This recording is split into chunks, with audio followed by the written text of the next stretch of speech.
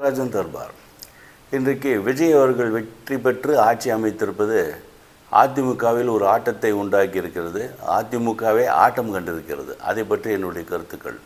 சட்டமன்ற வாக்கெடுப்பின் போது அதிமுகவில் பழனிசாமி தலைமையில் 22 பேர் ஆட்சிக்கு எதிராக வாக்களித்தனர்.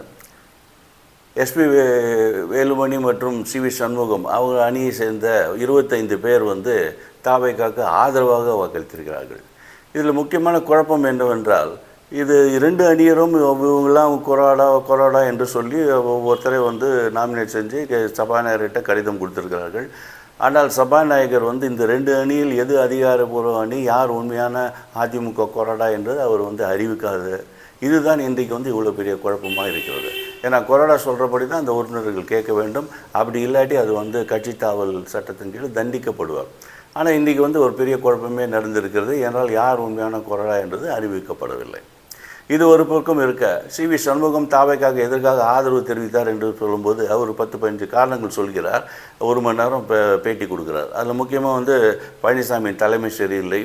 அதுக்கப்புறம் அதிமுகவில் இருக்க பல தலைவர்கள், அன்று முன்னாடி சசிகலாவில் பின்னாடி பன்னீர்செல்வம், அதுக்கப்புறம் செங்கோட்டையன், இவர் எல்லாத்தையும் இவர் அனுப்பிவிட்டார் கட்சியை விட்டு அப்படின்னு. அவங்கெல்லாம் அனுப்பும்போது இவரும் கூட இருந்து எதிர்த்தவர் தான் சிவி சண்முகம். ஆனால் இன்றைக்கு அவர் மேலே பழி போடுகிறார். அதுக்கப்புறம் திமுகவுடன் கூட்டணி வைப்பதற்கு பழனிசாமி திட்டமிட்டார். திருமாவளவனை முதலமைச்சராக ஆக்குவதற்கு இவர் ஒத்துக்கொள்ளவில்லை. ஒரு தலித் முதலமைச்சர் ஆவதற்கு பழனிசாமி தடையாக இருந்தார்.